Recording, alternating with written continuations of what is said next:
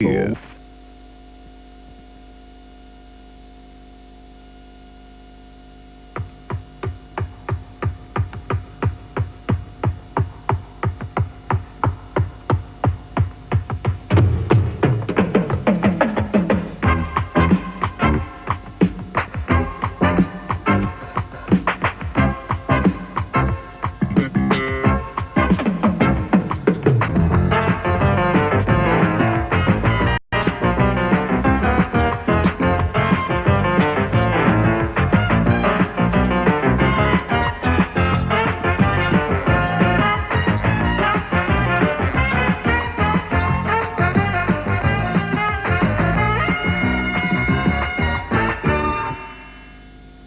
Good evening and welcome to 10's coverage of the 1986 National Basketball League. Tonight we take you to Brisbane for the game between the Brisbane Bullets and West Sydney. After winning the competition last season, the Bullets will be hard to beat this evening and so far are unbeaten in the competition. They join Geelong, Canberra and the West End 36ers.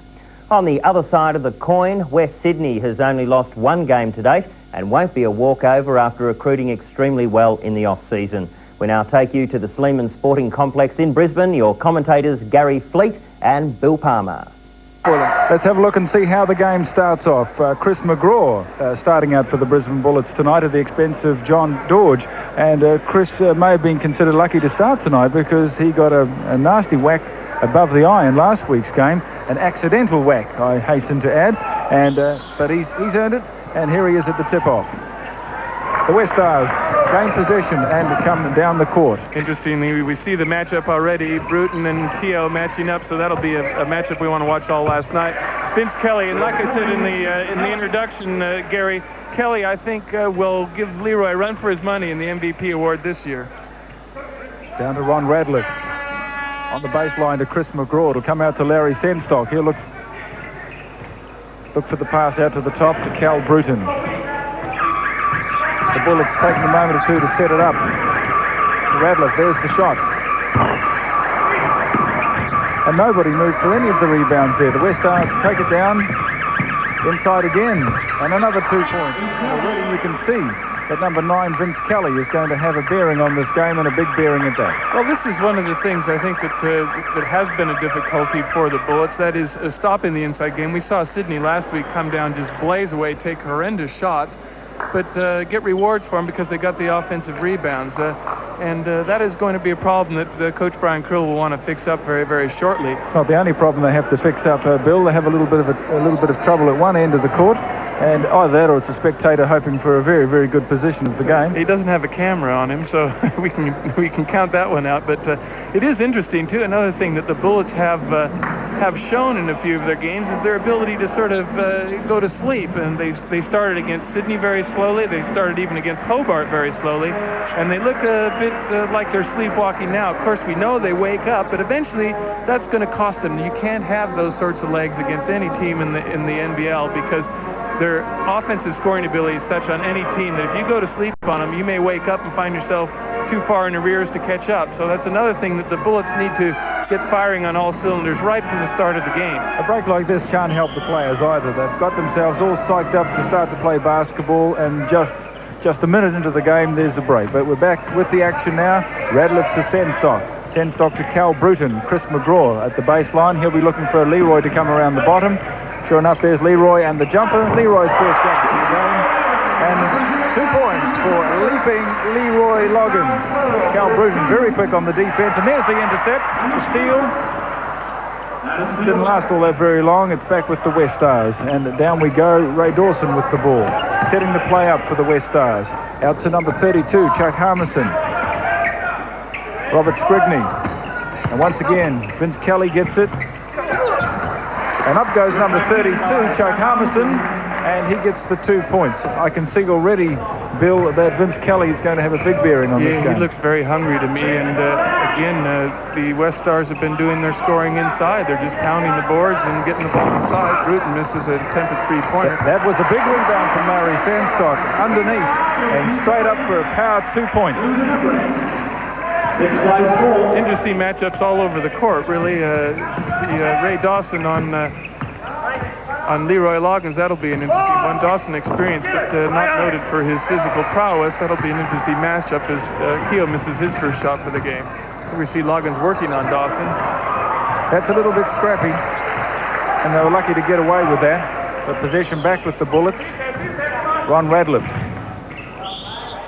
And I noticed that on the, as far as defense were concerned, the Bullets had it fairly easy. Last week against the Supersonics, the Supersonics were really hard on the offensive boards, but the Bullets have had it fairly easy so far.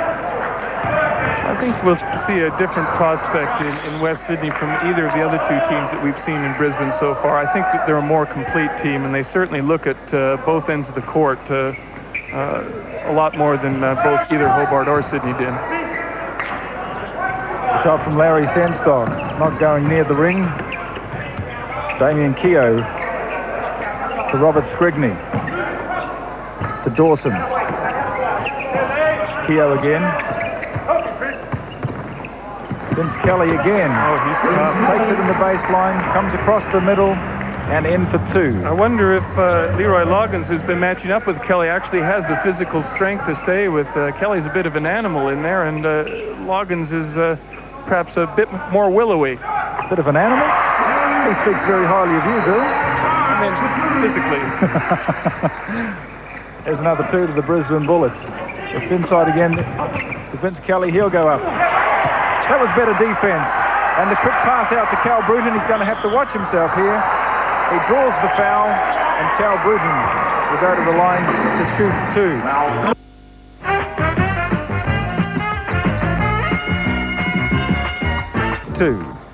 Fouled in the act of shooting, gets two free.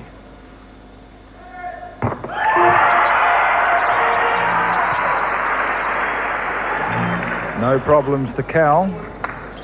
He'll be looking forward to his trip overseas. The Australian jersey. And that ties the ball game up. 8 minutes and 38 seconds left in the first quarter. The Brisbane Bullets 8, the Sydney Westars 8. And Vince Kelly has got 6 of the Westars baskets. He's fouled that time, 6 of their points. And he's going to be a handful in there. He's 3 for 4 from the field already. You're mentioning before, Bill, that you thought that Leroy might not quite be strong enough to keep up with Vince. I think in an effort to stop Vince getting the ball there, he was just perhaps a little over-enthusiastic and had the foul called. Can you see Brian Curl putting somebody else on Vince Kelly? Well, I think that he'll keep the matchup for the time being. Leroy's great strength, of course, is his ability as Brisbane comes out with the ball. Leroy Loggins can stop somebody getting the ball, and if they can't get the ball, they can't score. And that probably will be the philosophy that Brian Curl uses. Well, that didn't go too far for the Brisbane Bullets. It's back with the Westars. And the crowd calls for the Brisbane Bullets to put on the defense. Ray Dawson. Robert Scrigney. Into Vince Kelly. He'll go up again. He's hungry for points tonight. Damien Keogh. He'll look for 2 from the baseline. Leroy Loggins with the rebound as they come up the court. Leroy having a good look around, setting the play up to Larry Senstock, Chris McGraw. Out to the top, and Cal Bruton. Larry Senstock with the outside shot. Well, they aren't getting it inside. They're relying on their outside shooting at the moment. And West Sydney's been really getting the ball up quickly. When they've got the defensive rebound, they've been able to push the ball up quickly, but haven't broke it for a lay-in yet. So I suppose the defensive transition by Brisbane has been good so far, but the rebounding hasn't. Foul called on Ron Radliff, a holding foul. The Westars will keep possession from the side. It's interesting really to see the lineup that Brian Curl started with, because they are significantly smaller in every position than are the West Sydney team, so that they'd have to be relying on their speed and outside shooting. Ray Dawson, he won't hit many of them. As Cal Bruton's into the fast break. Leroy Loggins inside to Larry Senstock. Larry's super strong, but he gets called for progress. Larry can't believe that. Progress? Sorry. What is progress? I thought that's when you you got a lot of money in the bank. You make progress. There's Damien Keogh now in his battle with Bruton's only 0 for 2, so he'll be looking to better that. They make that 0 for 3 now. And Cal Bruton again with the ball and bringing it up fast across to Leroy Loggins, and Leroy just lays it up. He makes it look so easy. Yeah, 4 points to Loggins now, and certainly the Bullets, in the times they've gotten out into fast break situations, have been finishing a lot better than West Sydney has. Robert Scrigney. The baseline shot, and 2 points. It's his favorite shot from the baseline. I would expect that West Sydney spends some time having him go inside, because Ron Radliff has about a 4-inch disadvantage in height, and I would think Scrigney, with his strength, would be able to post him up around the basket. Cal Bruton with the shot. Cal has that characteristic little leap after he shoots the shot. It's almost an extra prayer to hope that the ball will go in. Reminds you of what the kids do at Christmas time, you know, when they're opening their presents. It's that little bit of excitement in the air. Doesn't miss many, Cal, when he shoots them, though, that's for sure. Scrigney bringing the ball up for the Westars. Goes to Ray Dawson. To Damien Keogh. Armisen. And there's the outside jump shot again. Big offensive boards, but that was big defense by Larry Senstock. Yes. And once again, Larry has that look on his face as to say, I cannot believe, ref, that you would do that. Well, we'll see it on replay here. It looked pretty clean from our angle. It's hard to know. Harmison got the offensive rebound. Senstock pinned it on the board. We don't see any contact from that angle. Referee Ray Lambourne's right on top of it, but it was all above him too. So anyway, that might have been a bit stiff for Larry, but as it is, Harmison's hit his first shot and one to come.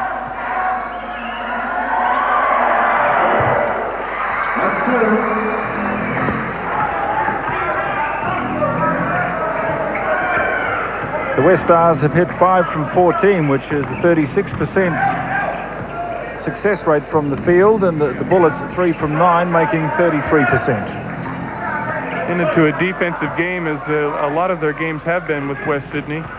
They played great pass from Chris McGraw into Larry Senstock, who came across the bottom at the foul call, and Larry Senstock will go to the line to shoot 2. Larry, of course, suffered a caught thigh in last week's game, and I see he's pretty heavily padded up for tonight's effort. Yes, well, it doesn't seem to be inhibiting him in his movement, but I think that's a good plan. The play they just ran there, I think, is excellent. That is, they push the ball into Larry. You should always check out the close shot first. Push it into the basket. If there's nothing there, that means the defense is collapsed and you can get your outside shot. And they're a better percentage shot, and of course you take it to Kelly a little bit. You get him into foul trouble, he starts worrying a little bit and isn't as effective at the other end of the floor. The Westars bring the ball up the court. Harmison and into Kelly again. Kelly bounced it off his foot, but the foul is called on Larry Senstock. No, Leroy Loggins. 2 fouls on Loggins. Brian Krill's going to have to think about making a change now. It's only the first quarter. He can't have his money man get into foul trouble. He just called the first one. He's given Chris McGraw a rest and bringing John Dorge back on. I think perhaps he feels he needs a little bit more height out there, and John Dorge, of course, will certainly give them that. Actually, Cumberbatch has come in. Mark Cumberbatch, number 12, throwing the ball in, has come in for West Sydney. We'll see if they're going to rotate defensive men on Loggins, because he replaced Ray Dawson.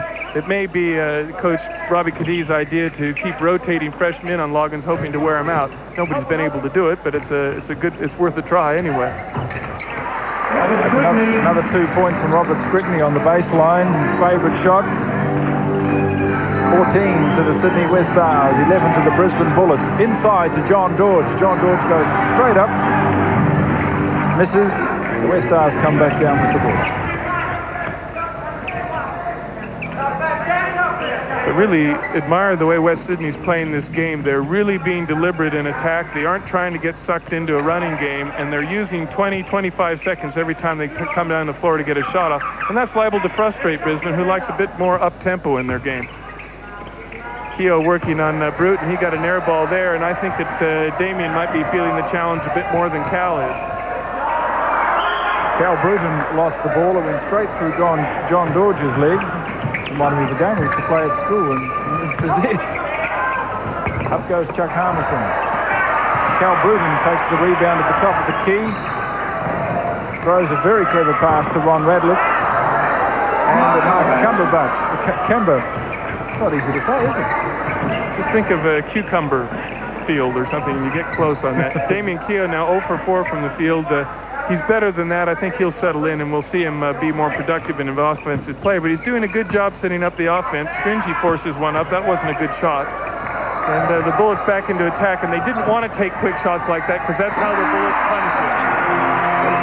Ron Radliff had the ball, saw Larry Senstock free. Great pass. Larry laid it up for 2 points. Vince Kelly, he'll go underneath again, straight up.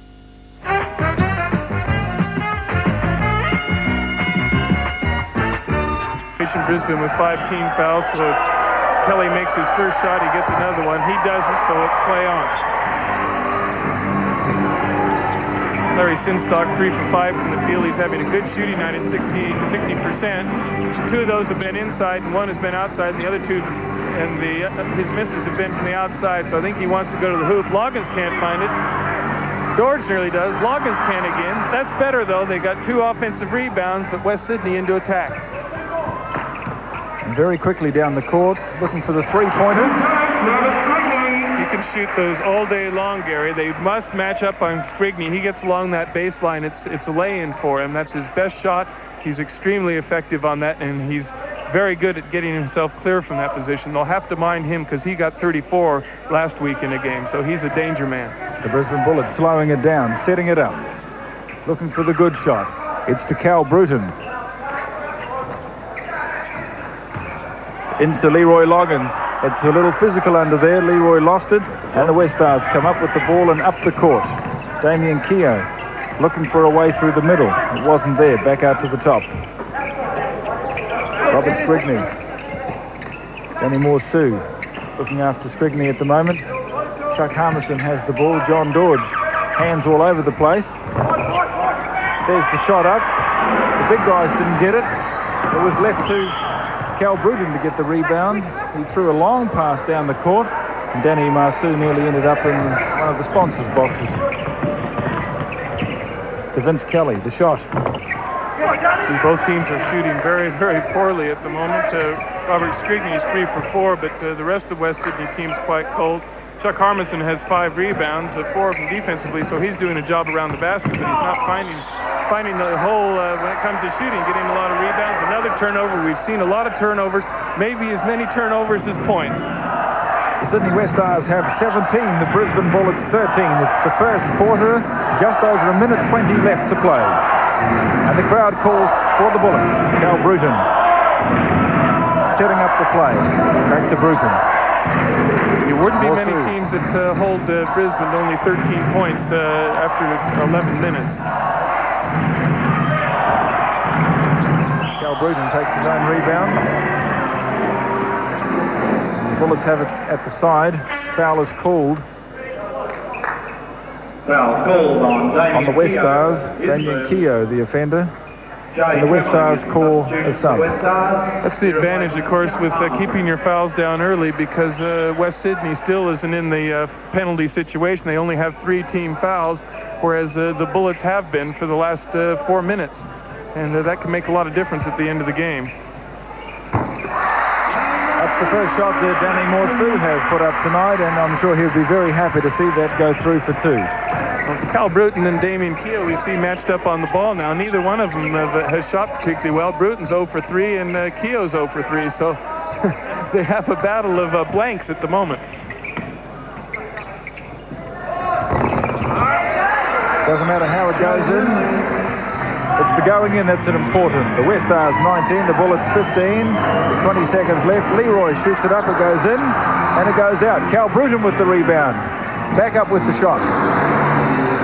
And once again, the Westars come away with the ball. 10 seconds. Three-pointer, Damien Keogh. That's a good first basket to get in the game, a three-pointer.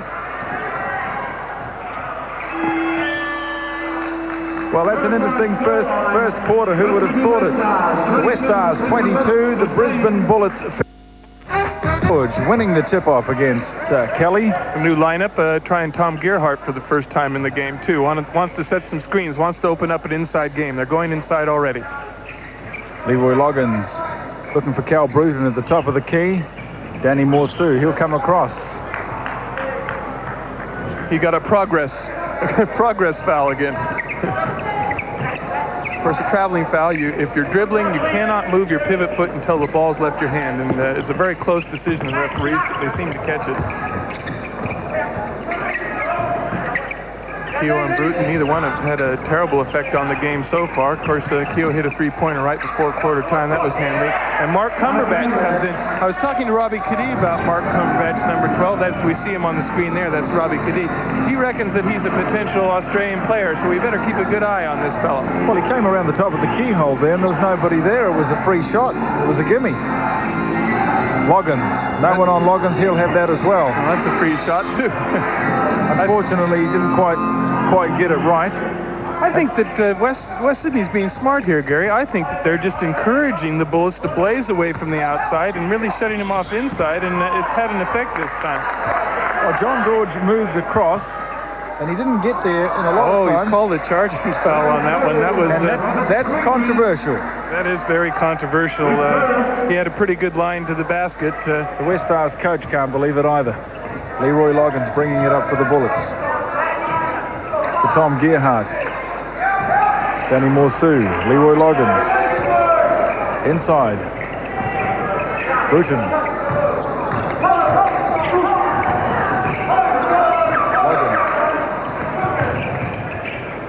Here's the Loggins shot. Loggins cannot find his range. Cumberbatch with the rebound. And if they aren't going to go inside, they better sharpen up their sharpshooting very, very quickly, because they're slipping further and further behind.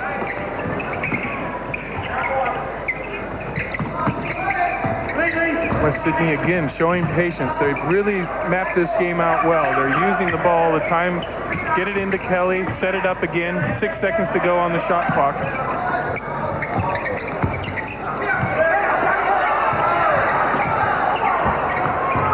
Well, that should have been 2 points. Tom Gerhardt gets the rebound away to Cal Bruton, to John George. John George goes above the ring, and it sort of falls in. I think he was going for a slam dunk and ran out of legs a little bit. But nevertheless, he got the 2 points. That was the important thing. He doesn't get quite as much glory. Again, West Sydney pushing the battle on the boards, but they have been a bit inaccurate inside. Damien Keel last time down the floor had a couple of shots that he should have nailed down, but they kept getting the ball back, and that was another instance. 2 substitutions called by the Westars. Chuck Harmison back on, and we see Greg Hemmings on the court for the first time. Leroy Loggins, Gary, 2 for 7 from the field. That's about 30%. That's not like Leroy Loggins, and so the defensive plan of West Sydney's worked so far. Vince Kelly having a break for a moment or two. We'll see what effect that has on the game.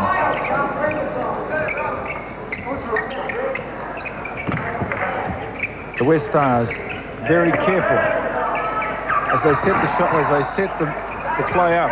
5 seconds to go on the shot clock. Oh, that was unfortunate. Tom Gerhardt fouling in that situation. It didn't look like West Sydney was going to be able to get a shot off at all. There's only 5 seconds on the 30-second clock.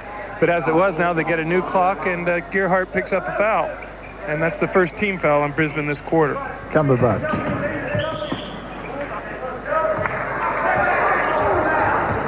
I think the crowd is sort of quiet here, Gary. They're waiting for the fireworks to happen, but I think if West Sydney sticks to their game plan, it's going to be a very dour game, and Brisbane's going to have to really pull out all stops to win this.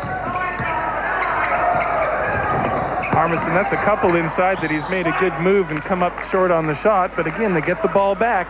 They keep it at their offensive end. Brisbane can't score and make up the difference. 7 points the difference between the teams now. John George putting in some good defense tonight. Of course, he didn't start out, and I guess he wasn't at all impressed with that, and he's got a point to prove, and he'd like to show Coach Curl that he's better than that. That shot never made it anywhere near the ring. Oh, that was a pass-off. Robert Scrigney spotted Greg Hemmings inside and dished to him, but that wasn't particularly a good pass, because Hemmings at what would he be? He's about 185 centimeters, was surrounded in the forest. There's no way he was going to get a shot off, but they didn't lose the ball. They've got it again. Especially when he saw John George standing in front of him. That's discouraging when you're only about 6 feet tall. Inside for the Westars. The shot goes up, and once again nothing happens. Another inside shot missed. Robert Scrigney missed an inside shot, got it back, got a hand on the ball, forcing the jump ball, and again the ball's still at their end. So that's, I don't know if it's strategy to miss so many shots, but if you keep getting the ball back. Let's have a look at it again. Loggins really talked Scrigney out of that shot, but as you see, Gerhardt came down with the ball. Scrigney got a hold of it too, so we have a jump ball situation. 8 minutes and 27 seconds left in the second quarter. 24 points to the Westars, 17 to the Bullets. The Bullets will be looking to make up the 7 points in a hurry. Well, Bruton looks like he's got the Hemmings number out there. Hemmings didn't look all that safe with the ball. Kelly has been out for a while, but he's back in over the top of Loggins. Good basket. One of the shortest subs ever. Now we see, for the first time, we see Sydney's gone into his zone defense. Again, probably trying to take advantage of the poor outside shooting, but Loggins makes a liar of them with a three-pointer. Bruton, excuse me. Well, it's about time that Cal hit one of those, and all that needs to happen now is for Leroy to hit a couple of outside shots, and we'll have a different ball game on our hands. That's right, but until they get that respect from the outside, Scrigney shoots another one from his favorite spot. Great rebound by Leroy Loggins. The Bullets bring the ball up very quickly indeed. Cal Bruton with the free shot from the outside, and that's another 3 points. That's 2 in a row for Cal. Isn't it amazing how quickly those three-pointers show up? Cal was 0 for 4. Now he's hit 2 3-pointers in a row, is 2 for 6. And both of those shots have been behind the three-point line. That'll open up the defense. Dawson, again, that's his third shot from the outside. Big rebound from John Dodge. Big rebound. And the Bullets bring it up very quickly. Cal decides to go for a 3.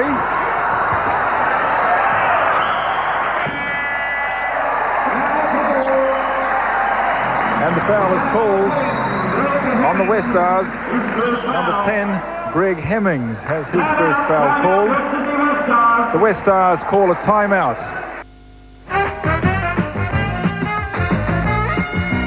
Danny Morceau has the ball.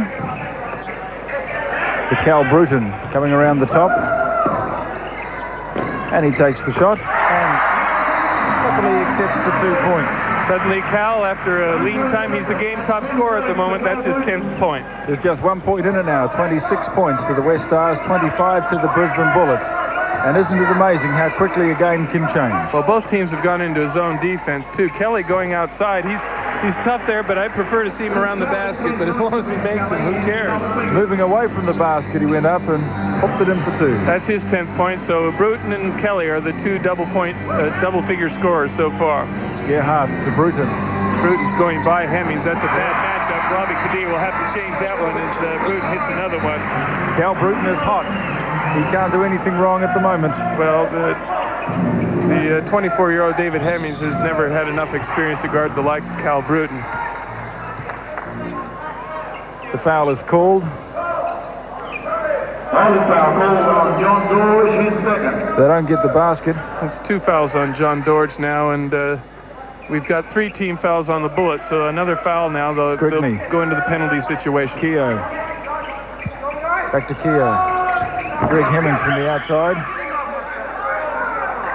Foul called on Danny Morceau. Danny Morceau caught with throwing an elbow in the rebound situation. He sort of was out of position on Kelly, and he had to do something, but he got caught. Substitutions called by Coach Curl. Chris McGraw and Robert Sibley coming in. John Dodge and Tom Gerhardt. Both have worked very hard on the boards in the last minutes, taking a break. And Robert Sibley, fresh on the court, first time tonight. And he'll be out to hold Vince Kelly out. With both teams playing a zone defense, I wonder if both teams have admitted now this is going to be sort of a dour defensive struggle, and they're trying to protect their men from fouls as much as possible. That's Harmison missing the shot. And the Bullets now have a chance to go take the lead. And with that rebound, there were 3 Brisbane Bullets players right there, and not a Westar player to be seen. So the zone obviously working for them. Greg Hemmings with the ball down low. And he throws up a hook shot. A quick pass out to Cal Bruton. This is a dunk. No! That wasn't an awful lot at all. Leroy Loggins, uncharacteristically, missing the ball. Scrappy both ways now. They got another chance. Cal pulls up behind the three-point line. No good. And then we'll go the other way. Chris McGraw had both hands on the ball and it still slipped out. It's wind sprint basketball at the moment, Gary. Both teams racing up and down to no effect. The Westars slowing it down a little bit. Looking for the good shot to Hemmings. Back out to Keogh. Right underneath. Chuck Harmison coming across the baseline, making himself free and available, getting the ball and 2 points. 30 to the Westars, 27 to the Brisbane Bullets, and just over 4 minutes left in the second quarter. Leroy Loggins. Danny Morsood. Cal Bruton. Sibley. McGraw. He'll shoot that. And an intercept by Leroy Loggins to Cal Bruton at the top of the key. To Loggins, the jumper. Loggins is in the shooting horrors at the moment. And for the last couple of minutes, we've seen some fairly scrappy play. Both teams not playing a particularly entertaining brand of basketball at the moment. Well, it's interesting, Gary, because what they've been doing is they've increased the tempo up the game, and they've been, although neither team, as we see Kelly making a double dribble violation here, they've been racing up and down the floor, but ultimately that pace of game suits Brisbane more than it does West Sydney. So while neither team has been particularly good at capitalizing on the tempo of the game, Brisbane is better suited to capitalize on that type of game than is West Sydney. West Sydney wants to slow it down and ground it out. Leroy Loggins. Down to Larry Senstock. We saw Sibley inside, tried to pass it in, but a Westar hand put close to that, and the Westars have now got it down the other end. Keogh to Scrigney, back to Keogh. Glenn Dunsmore.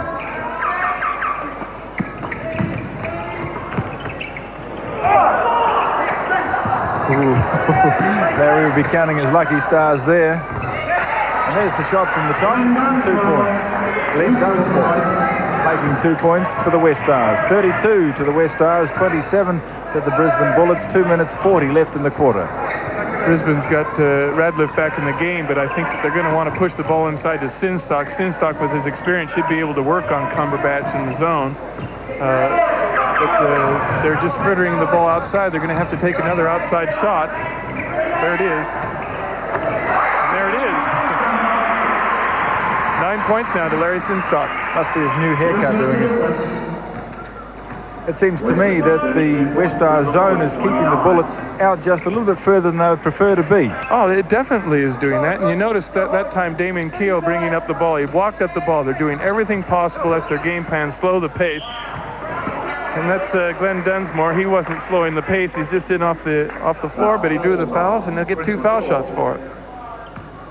Well, last time up the court, he scored a very good 2 points, so he thought he might just do it again. And he goes to the line. 2 minutes and 6 seconds left in the quarter. 32 to the West Sydney Westars and 29 to the Brisbane Bullets. First one that did not go in.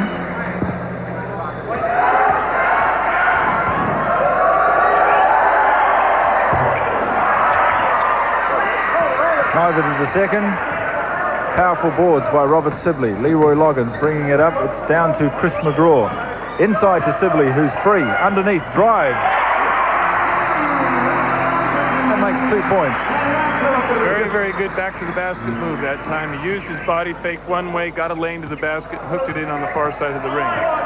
32-31.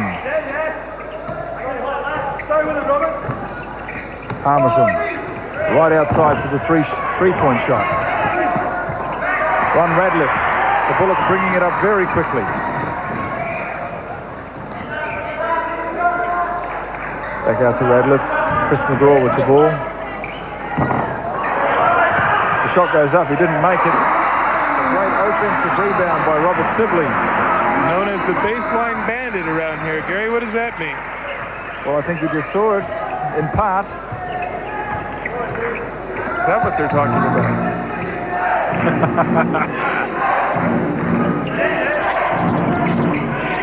Both teams remaining in a zone again. West Sydney hasn't looked too confident working against the zone. Vince Kelly's been off the floor for quite some time. being rested, but they haven't had much inside. Cumberbatch proving the point. Ooh. Larry Senstock admits that one. Of course, West Sydney had a game last night, Gary. They've been substituting, I think, a lot quicker and more freely than has the Brisbane Bullets. So we see it on replay. That's Atkins, fakes it up, draws the foul. Senstock picks up another one, and he won't want to pick up another one before halftime. Yeah, Senstock was gone the moment he left the ground that time. There was nothing he could do about that. One of the basic coaching techniques. You always tell your players stay on the ground, because in defense, and once you leave your feet, of course, you can't do anything else. You're helpless. You have to hope the offensive man hasn't faked you. Mark Atkinson making 1 from 2. Now we see West Sydney up in the press, obviously trying to shake the ball loose and get another shot at the basket before halftime. Loggins was lucky to get away with that. The Westars got their hand on the ball. The Radcliffe quick enough to regain possession, and with 30 seconds left in the quarter, the Bullets will be looking for one good shot. Comes down the baseline, and Chris McGraw finds Robert Sibley coming through the middle, and Sibley already proving his worth out here this evening. 6 points. The Bullets, with 14 seconds left in the quarter, go to a 1-point lead, 35-34. Larry Senstock's picked up his 3rd foul. Really nothing in it, really. I mean, there was no point for Larry to foul. Let's look at it again. Looked to me like the West Sydney player tripped, but he's called for a foul, and that's his 3rd, and that won't change. We see it again from a different angle on replay. There wasn't much in it. Nevertheless, the scorebook show Larry Senstock with 3 fouls, and that's a problem for Coach Brian Curl. Well, against the Supersonics, the referees came in for a fair hammering. Bill, how do you think they're shaping up tonight? I think they're doing a much better job, but it's a totally different type of game. I think it's not nearly as physical. There's a bit more finesse, and both teams are being a little bit more deliberate in their style of play. 5 seconds to go, and Robin Radcliffe puts up an unbelievable shot for 3 points. Can you believe that, Bill? 38-36. Fantastic. No time left on the clock, and that's Radcliffe's first point for the game, and it's a 3-pointer on the buzzer that gives Brisbane a 2-point lead. Pretty spectacular. Chandler, the 3rd quarter, the start of the 2nd half. The Brisbane Bullets playing the West Sydney Westars. And the score at halftime, 38 to the Bullets, 36 to the Westars. But it was only a 3-pointer in the last couple of seconds of the last quarter that put the Bullets in the lead.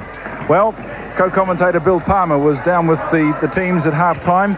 What's the verdict, Bill? Well, both coaches were talking about the same thing as we were talking about, and that is the tempo of the game. West Sydney's plan is to keep the ball moving up slowly, to keep changing their defenses, to do everything to slow up the Brisbane attack, stop them from getting in under one of their roles that they become so noted for, that we saw Cal Bruton come down and hit 2 quick ones. Of course, Brian Curl's aware that that's Sydney's strategy, and they will be doing everything they can to up the tempo of the game. That is pushing the ball up quickly, looking for quick shots, trying to induce West Sydney into playing their type of game. But Chuck Harmison hits his first 2 points. It's 38 all now. We've got a ball game. Cal Bruton immediately gets the ball, and with that customary little leap in the air once the ball has left his hand, through the hoop, and 2 points.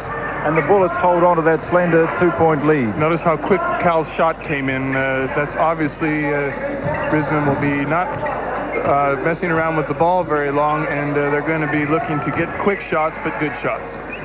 West Sydney showing a lot of patience still. Inside to Vince Kelly, and Vince Kelly starting off the 2nd half as he did the first, and he makes 2 points, and that ties the ball game 40 all. Ron Radcliffe for the Bullets. To Loggins, into Senstock, back out to Loggins, across to McGraw, down to Radcliffe. He looked for Cal Bruton coming across the baseline. Shooting percentages interesting. The Bullets 41%, the Westars 34, and the score is 40 all. Well, it's the difference would be probably you find in turnovers and offensive rebounds. Leroy Loggins hit a shot, and it's been a long time since he's hit an outside shot, and that will prove a bit dangerous for West Sydney if Loggins starts to find the range. That's only his 6th point for the game. Harmison with a tough move to the basket, little drop step and a little hooking dunk shot, and this game is going to be great in the 2nd half. 10 points to Harmison. Harmison just walked around there with ease and just stuffed it through for 2. Radliff down to Senstock. Senstock looks low, then to the top to McGraw. Back down to Senstock. Radliff is at the top, takes a couple of steps around. Intimidated by the big guy, misses the shot.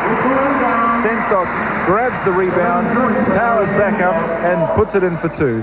The Bullets 44, the Westars 42. Dawson just waiting. Setting up their offense, being deliberate, Gary. That's what Coach Robbie Cadee feels they have to do. Of course, if they can get it inside to Kelly, he'll score, but picking up the pace, lead pass to Bruton. Three-pointer. That was a magic shot from Cal Bruton. It wouldn't surprise me if Robbie Cadee calls a quick timeout, because they're starting to slip into the sort of game that Brisbane wants to play, and I think that probably Coach Cadee will call a timeout and slow Sydney down. Well, Coach Brian Curl amazes me. Absolutely amazes me. His face doesn't change even if there is a good shot. And you're quite right, Bill Palmer. A timeout has been called. And perhaps this time we can get into the huddle and find out exactly what Coach Brian Curl is saying. Rebounds, the statistics. The Bullets have 22, the Westars 15. Last week the Bullets were in big trouble against the Supersonics. Let's go into the huddle. See if we can hear what Coach Curl has to say. Look for the ball, because they'll start to miss you, but you've got to think about your question. Don't just run it from here to here to here. That's Coach Robbie Cadee. We have a lip sync problem. Brian Curl, there we see Robbie Cadee. We can hear him. Right, don't let them push us out. Check your option. They shoot on it, and let's go inside. Let's go. How's that work? Coach Robbie Cadee was saying he's a little bit worried that they're getting bottled up on their offense. He says, spread your offense so that they can push the ball inside to Kelly.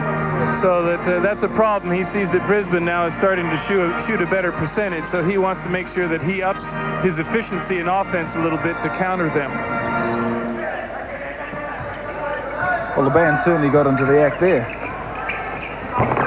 Chris McGraw shooting from the outside. I don't know why the big guys insist on shooting from the outside when the Brisbane Bullets have got players that are much better shooters than that. Well, a comedy of errors there, but West Sydney kept the ball. They'll set it up. Brisbane now back in a zone. So they're going to want to, there's a Ray Dawson wide open, but he's obviously been put on a restricted license. Didn't even look at the basket. It goes across and back into Kelly. There's his shot. Chris McGraw going up for the rebound. He just hands it straight into the hand of Cal Bruton, who brings it up for the Brisbane Bullets. Cal Bruton going through the middle, passing off, giving it to Leroy Loggins, and that's the second time that Leroy has been so close and has missed the easy ones. And his face grimaces as he goes up the court. He knows that he should have made that. Yes, well, he's not playing his best game, but he usually saves his best for last. Damien Keogh with a three-pointer. That's a good shot when it goes in, but it wouldn't be in West Sydney's best interest to shoot those very quickly and miss them. But the coach is happy. That's one of those shots you say, don't... Oh, good shot. 47 to the Bullets, 45 to the Westars. Keogh now making 2 field baskets, both of which were three-pointers. Leroy Loggins at the top. This is where he was so strong last week. He got the rebound, but then had it taken away from him again. He regained it, and the disgust registered all over his face. He's getting very frustrated. Larry Senstock passes the ball to Cal Bruton. It gets intercepted. Vince Kelly has it. And a charging foul is called. No basket. Vince Kelly didn't like that one either. That's a tough call because he was virtually slipping by Senstock. Senstock was set. That's probably from that angle. It looks like a charge. There wasn't that much in it, but I think it probably was a good decision. Larry Senstock had a couple of fouls called on him in the first half. Have a look at this again. Just goes to show you the strength of Larry Senstock, because Vince Kelly isn't the shortest guy on the court. Now again, angles can be deceiving. There wasn't quite as much contact. I think Larry was helping the contact, just helping out the referees a little bit.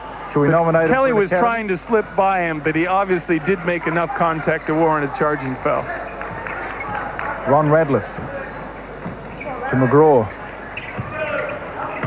Into Senstock, who drives to the basket. The foul is called a holding foul. Working on Kelly now. That's his third personal foul. Sinstock is 5 for 7 from the field. That's 71% shooting from the field. That's an outstanding effort. Vince Kelly's going to have to be careful with 3 fouls, and there's still 7 minutes and seconds of the third quarter left. Sinstock makes the first one. 12 points now to Sinstock.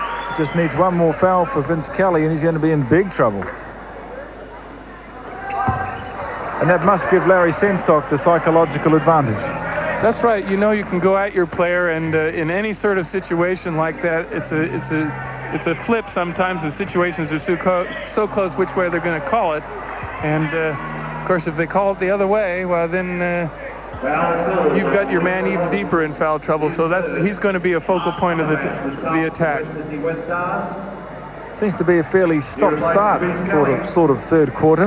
Well, Leroy Loggins has picked up his third, so fouls are coming into it, and there's not many fouls, but where there are, Sinstock and Loggins both have 3, and now Kelly has 3. That was an excellent pass from Ron Bradley, the bounce pass. We saw Cal Bruton fast breaking down the court, bounced the pass to him, and Cal Bruton made no mistake at the other end and made the 2 points. And now you see a little bit of pressure from the Brisbane Bullets. Again, that's to raise the tempo, Gary. It makes the other team work hard to get the ball to the court. They tend to panic, come down, take a quick shot, and that gets Brisbane back playing at their tempo. And they've got a 5-point lead now, and the momentum clearly has shifted their way. And they moved out of their zone. And Chuck Harmison from way outside puts the shot up. Larry Sinstock gets the rebound, and it's having the desired effect. The Westars just rushing the shot ever so slightly. Leroy Loggins comes through the middle. And he'll get the 2. He gets the 2 points as he bounces off the player, and he goes to the line for the extra one.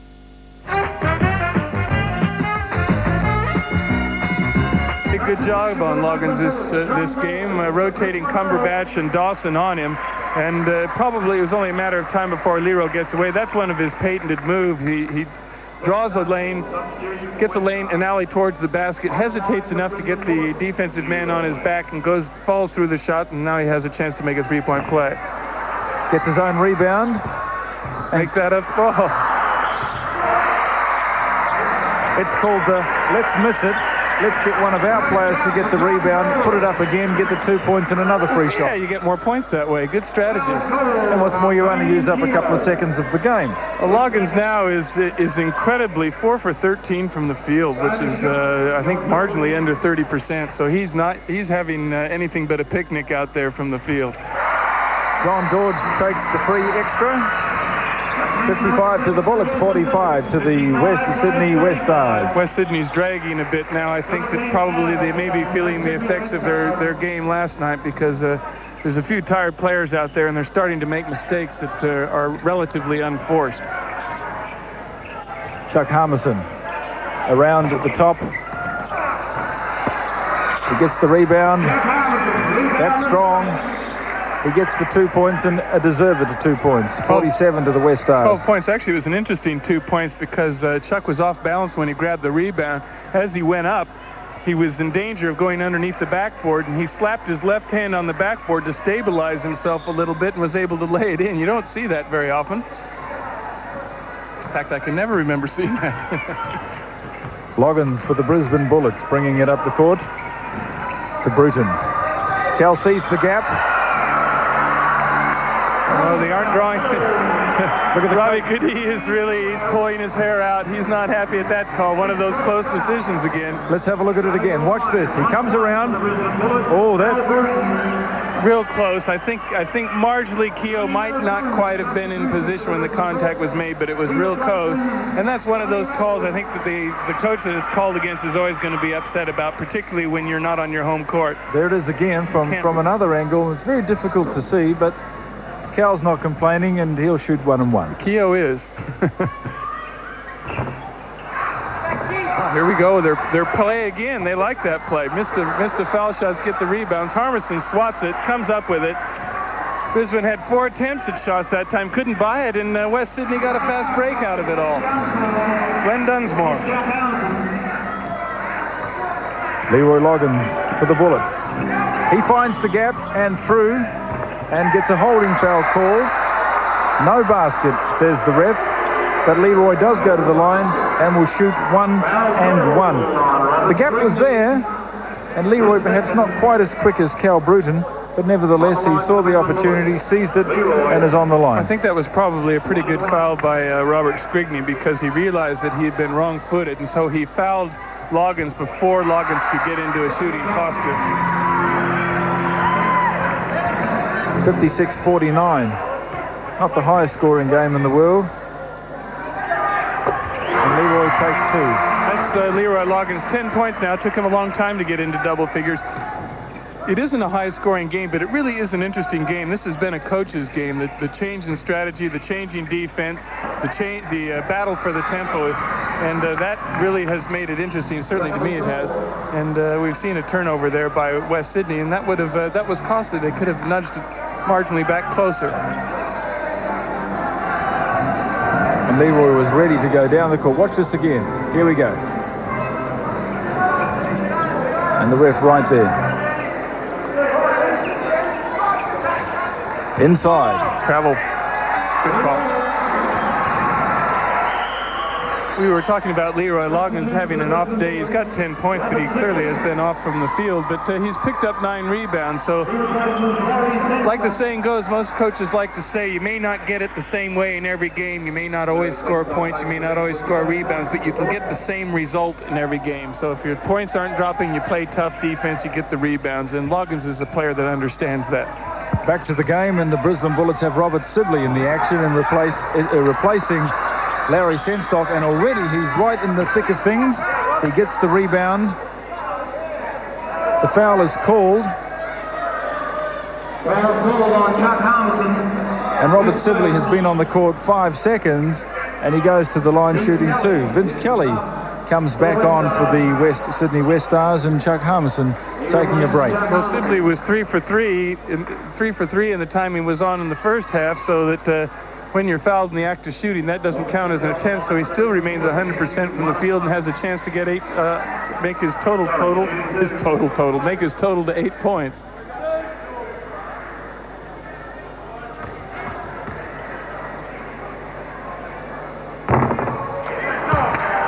It's been interesting, Gary, too, that really I think that if we see fatigue coming in West Sydney at all, it certainly has been in the boards, because Brisbane, who's not renowned as a very strong offensive rebounding team, has been just murdering them at that end of the court.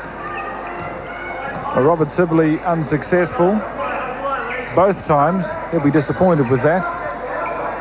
Still, in his defense, he'd only been on the court a few moments. Didn't have time to even warm up, so that doesn't make it easy. However, he's in the action at both ends. Robert Sibley has his first foul called. Number 7, Glenn Dunsmore, looking to drive the baseline. It's only the second team foul on the Bullets, so they have another one to waste without entering into the penalty situation. So they probably want to make it on a non-shooting foul. It's a freebie. I wouldn't all be surprised if Coach Curl brings Ron Radliff on very, very quickly, just to try and get that outside shot going a little bit. They seem to be coming inside a lot. Foul called that time on John Dorge, and he just ate that ball. He blocked it with his elbow, and the referee said that he got him downstairs a little bit. But we see there on replay, Dorge really got a big piece of that, but Dunsmore, who shot the ball, went flying out of there, so perhaps there was body contact. Glenn Dunsmore makes the first.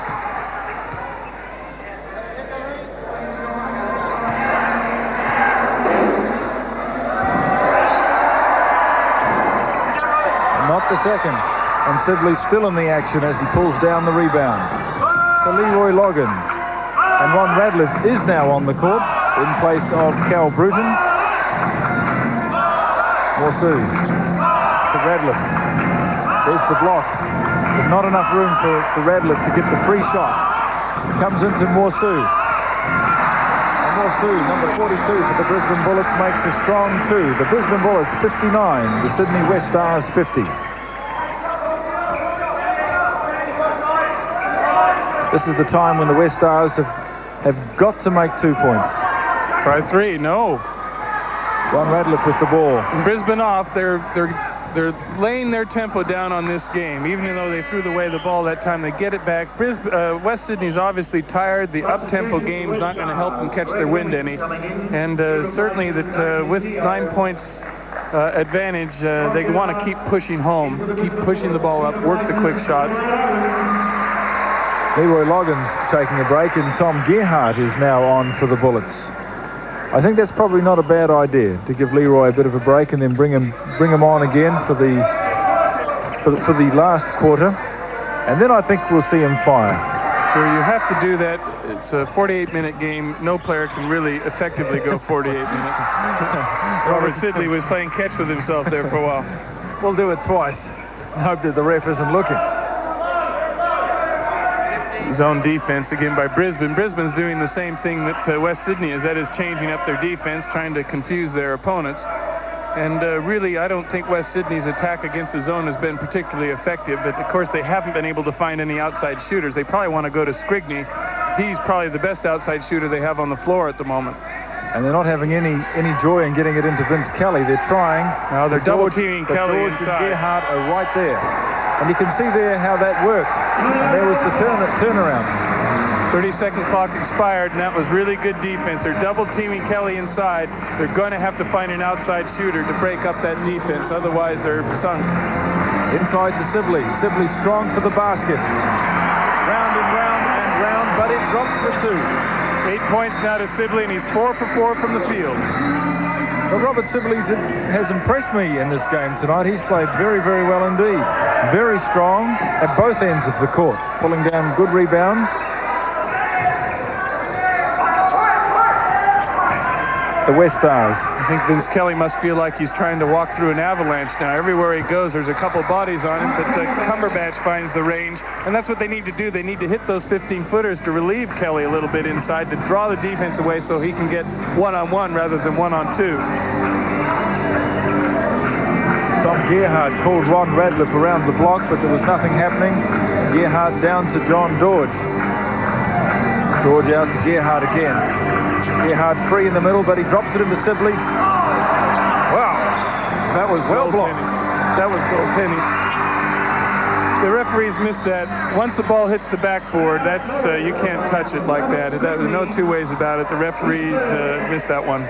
The 2 points should have counted, but the justice prevails because now we see John George going to the foul line. John George shooting 2 for the Brisbane Bullets. 61-52 to the Bullets. A minute 21 left in the quarter. Swish.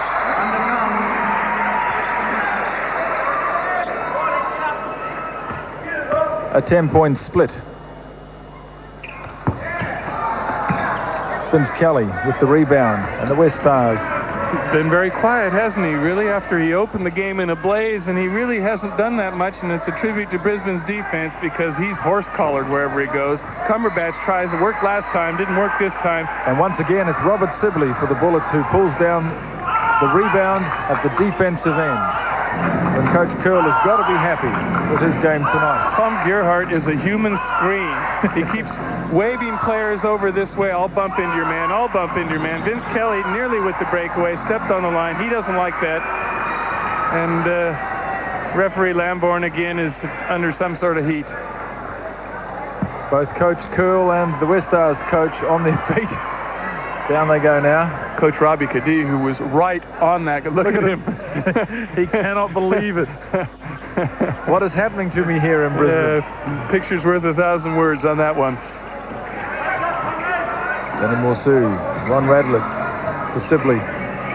Morsu free in the middle. He'll take the jumper and get the rebound and puts it in for 2. Probably felt he deserved it the first time, but he'll take it the second. 64-52. Game slipping away from West Sydney. They really have to get their offensive tact in order. In order to do that, like I said, they need to find an outside shooter.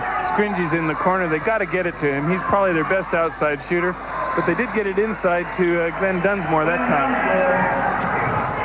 Dunsmore's had a good game as well this evening.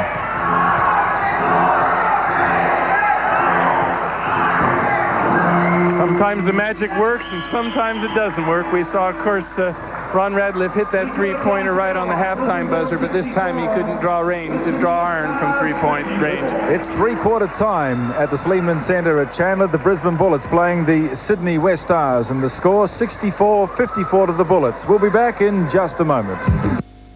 Minutes left in the ball game. The Brisbane Bullets 64, the West Sydney Westars 54. And I think in the third quarter you saw Brisbane Bullets supremacy. The first quarter, it was a bit rough. The second quarter sort of seesawed a little bit. But in the third quarter, the Brisbane Bullets put it all together.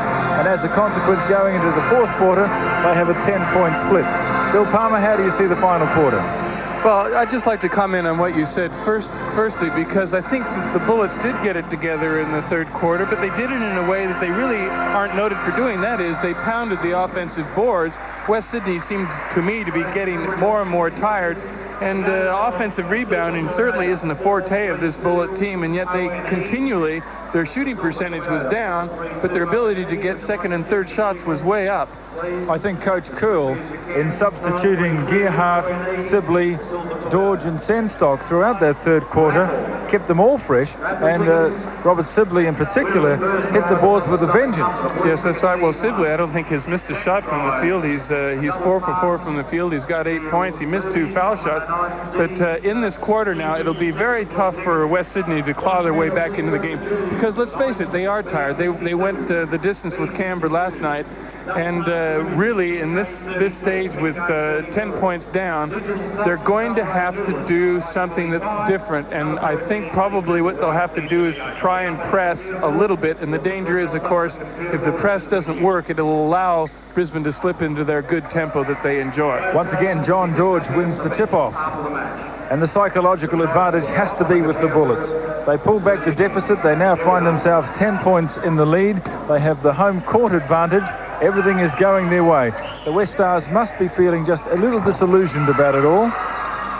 The foul is called. Blocking foul on John Dorge. Of course, you cannot just hold an opponent when he doesn't have the ball. That was a foul that was done away from the ball, but you don't think they were just friends, Bill? Oh, I think they were just getting to know each other. The ball comes in to Chuck Harmison. He was not free for the shot, so he passed it out. Tom Gearhart with a big rebound. The Bullets' rebounding has certainly been impressive tonight. A big improvement on last week's game, down to Gearhart. Looking inside to John Dorge. John Dorge takes the shot, but is fouled in the act of shooting. John will go to the line and shoot 2. That's Robert Scrigney's 4th foul, so that we said at the end of the last quarter that West Sydney needed a shooter. Scrigney's probably their best and most consistent outside shooter, and he's now on 4 fouls, so it doesn't look good at this stage for the Sydney team. Look at the Westars coach sitting on the sideline there, not at all happy with proceedings, and every now and again just a breath of life as he sits up and claps his hand and exhorts his team to bigger and greater things. Since Kelly got that rebound, they've done a great job for Bullets on Kelly. He's a 30-point game man. He only has 12 at this stage. Inside to Harmison, that was what they need to do. And Chuck Harmison now has hit 14 points.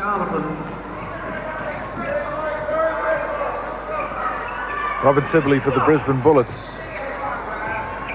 No one to pass to. Took it inside to Radliff. Danny Morsu with the shot.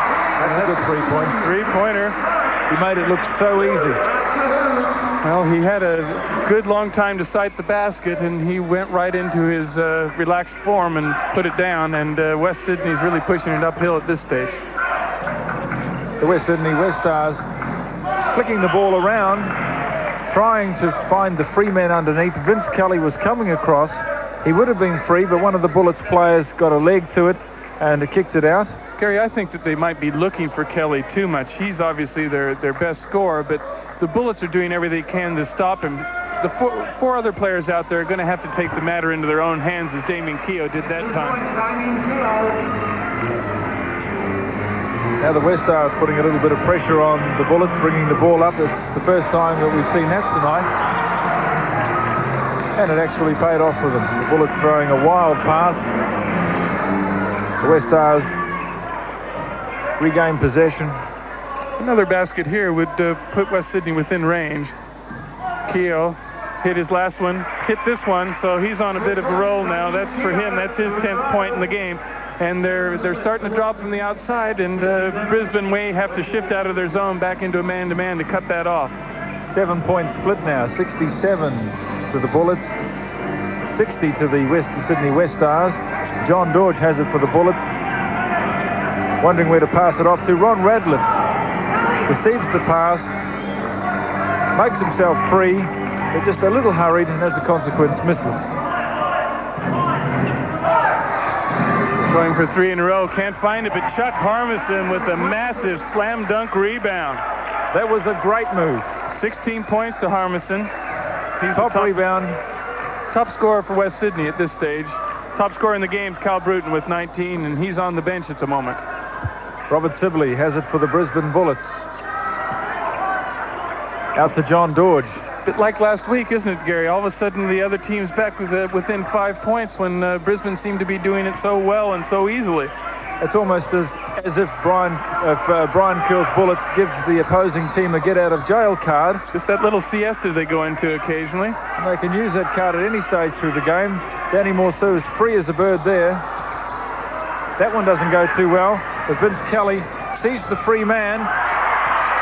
He passes it to Damien Keogh, and Keogh misses what should have been a relatively easy layup. I think he was anticipating some contact from Radcliffe, and it didn't come, and consequently took his eyes off the basket. But West Sydney has a chance to get out again. A hold called on Tom Gerhardt, and then we've got a pretty good ball game here. 62 to the Westars, 67 to the Bullets. The split was 10, it's now 5. Westars now, they're 4 for 6 in this quarter, so they certainly are upping their tempo very well. Let's just have a little look and see how it went by quarters. In the first quarter, the Bullets scored 15, the Westars 22. In the second, the Bullets were to 38 and the Westars to 36. And the third quarter, 64 to the Bullets and 54 to the Westars. And now the score, 67 to the Bullets and 62 to the Westars. Only 5 points in it. A 3-pointer here, and would only be 2 points. Harmison goes inside, makes 2, and that makes the split 3. 18 points. The Bullets this quarter, they're 1 from 3 from the field, and they've made 4 turnovers, so that's been the difference, because West Sydney, as I said, is now 5 for 7. So there's the difference, and that's why we have a ball game. And the Westars coach is on his feet, but as soon as there's a ball game, Leroy Loggins. Those dropped last week for Loggins, didn't they, Gary? Against the Sonics, he was the money man, but he really has struggled from range in this game. A holding foul is called on Danny Morsu, holding Vince Kelly.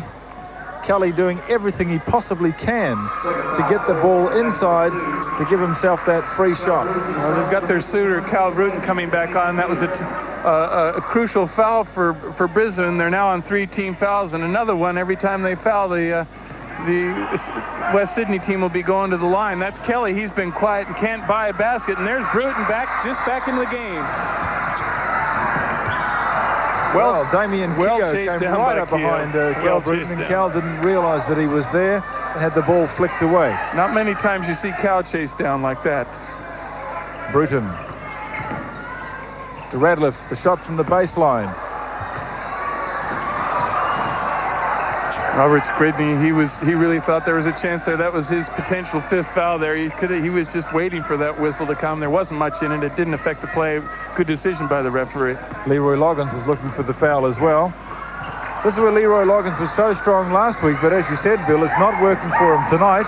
Damien Keogh finishing off the fast break, and all of a sudden, there's only 1 point in it. The Brisbane Bullets 67, the Westars 66. Great defensive play that time by Robert Scribney, who knocked the ball out of Leroy's hand as he was going up for a shot, and now we only have 1 point the difference. Bruton tries to even it up. We've seen an intentional foul called, and of course this is a real tough.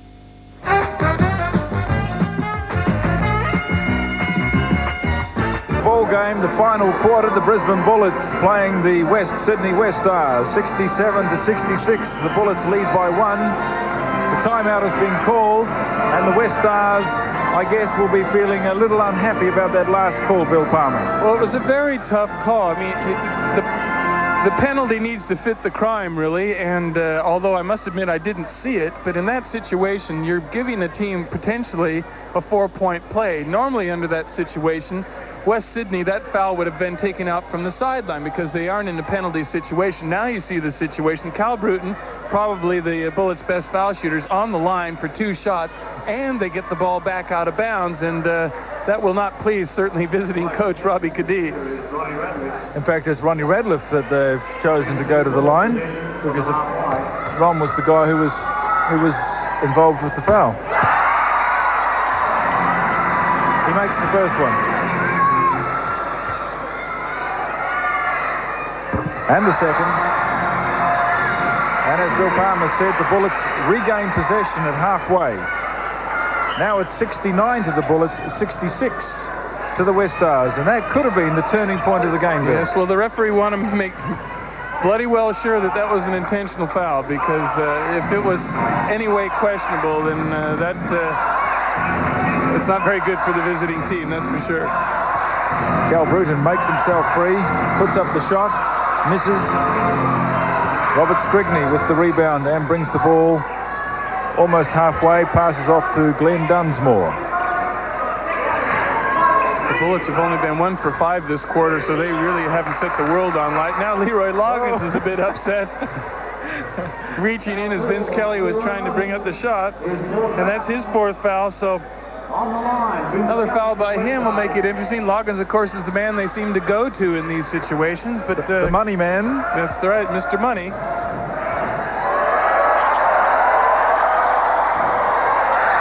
Well, the crowd talked him out of that one. Westars now 7 for 12 from the foul line. That's not particularly good foul shooting.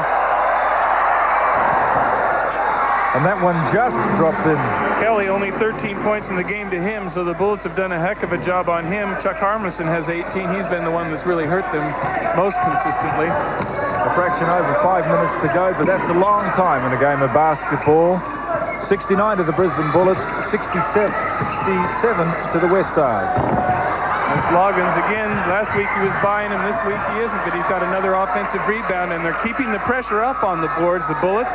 They may be shooting terribly, but they're getting the ball back. Eventually they go down. Loggins to Senstock. To Radcliffe. Back out to Senstock. 10 seconds on the clock. McGraw to Leroy Loggins. Senstock strong.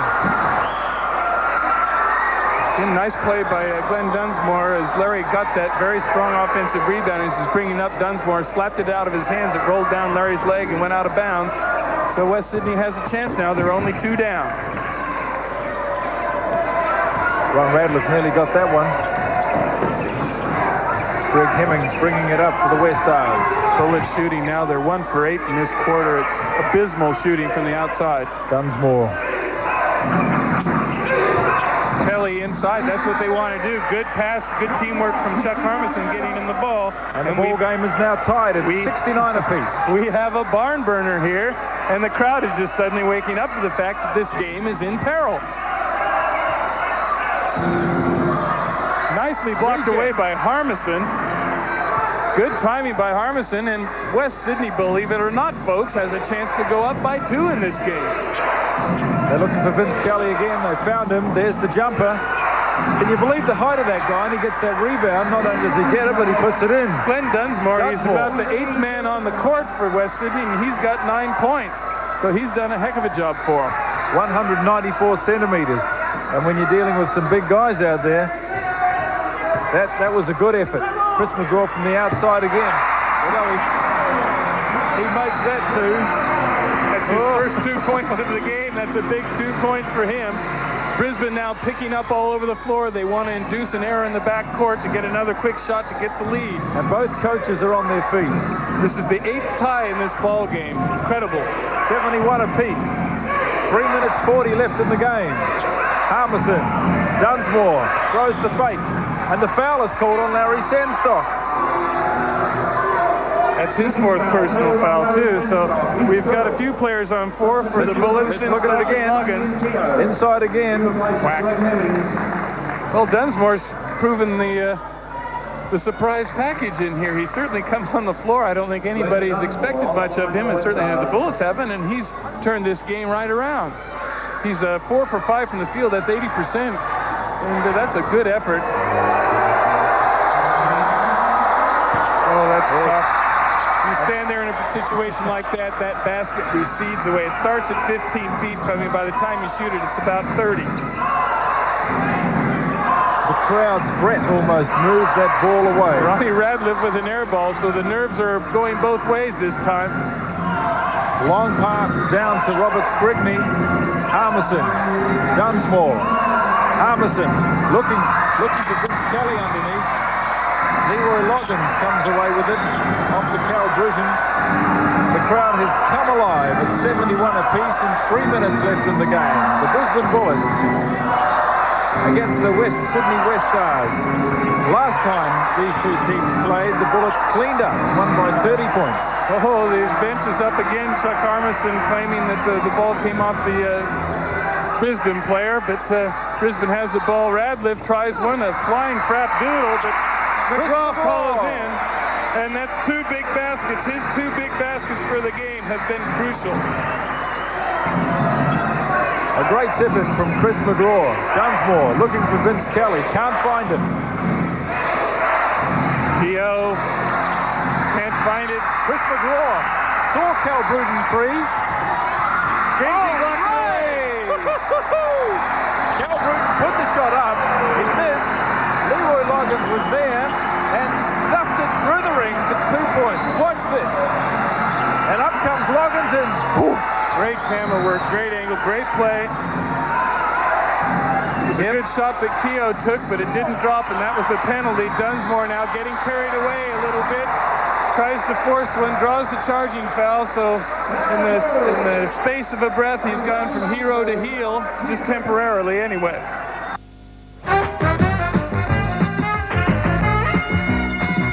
It's in the ball game, the final quarter of the Brisbane Bullets against the Sydney Westars. 75 to the Bullets, 71 to the Westars. Leroy Loggins bringing it up fast for the Bullets.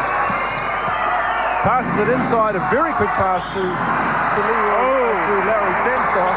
Senstock could have shot, but he passed off to Chris McGraw, and that was a great pass. And Vince Kelly's in trouble. Vince Kelly's in trouble. Vince Kelly's tired. He's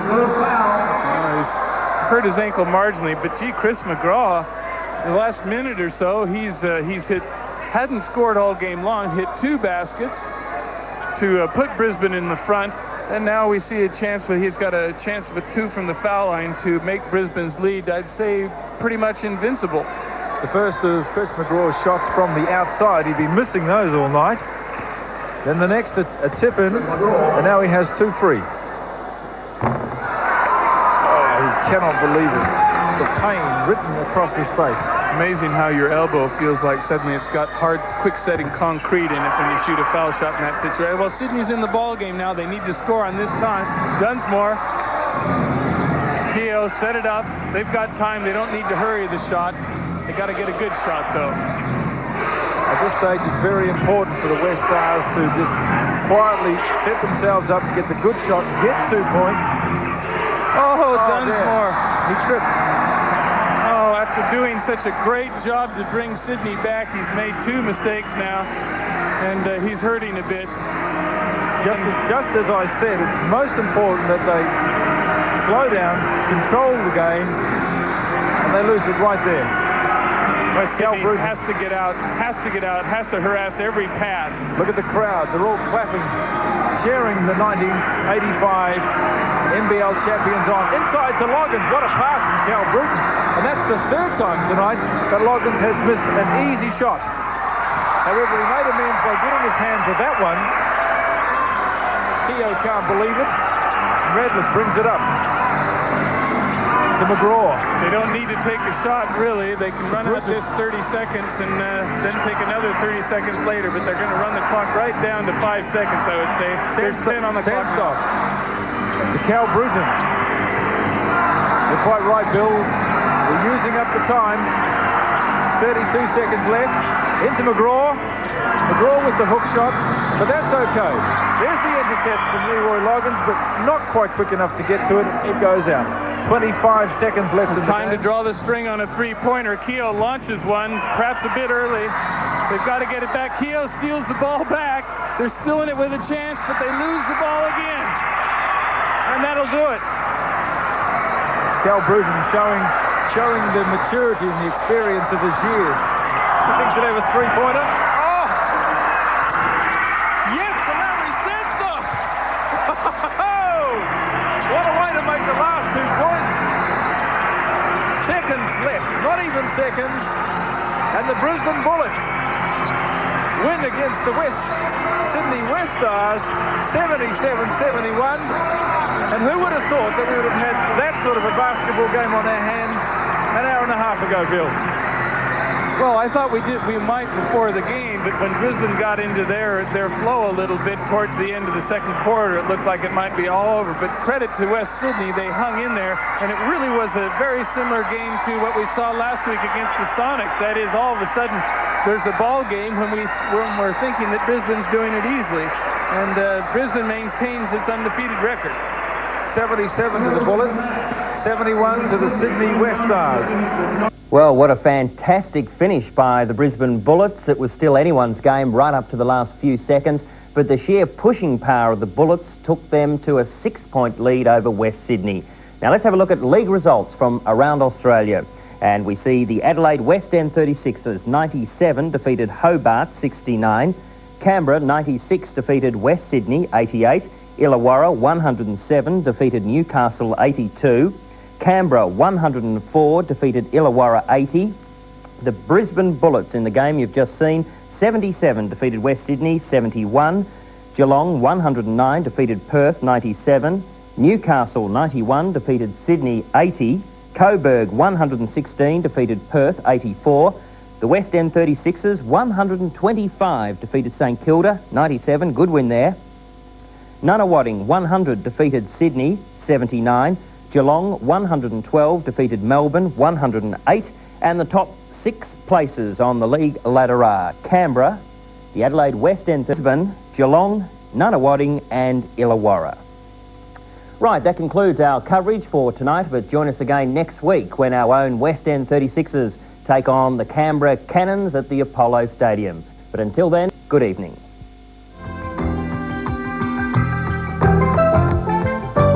Tonight, the Adelaide 36ers play the Canberra Cannons on Channel 10. Stay with us now for our final program for this evening, Hotels.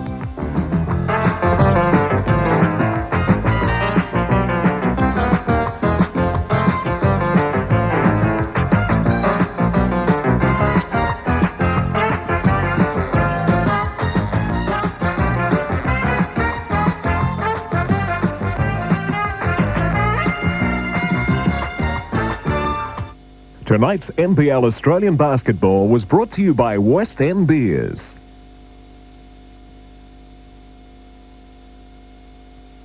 Toy Stage, the animal proves